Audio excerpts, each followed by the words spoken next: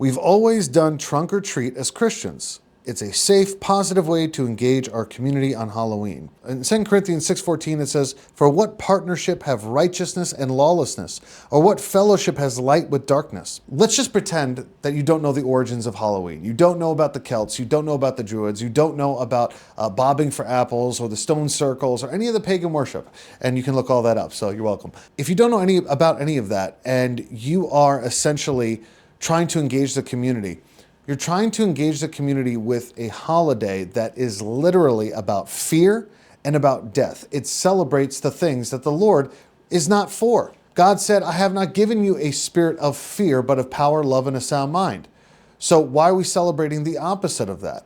God also said, "I have come to give life and life abundantly." He said the enemy comes to steal, kill, and destroy. Again, death. So if Jesus was not for these things, if God and his word were not for these things, why are we engaging? And you might say, well, because my son dresses up like Wolverine. I could dress up like Aquaman and have a great time. I could do that on November 1st. I could do that on October 30th.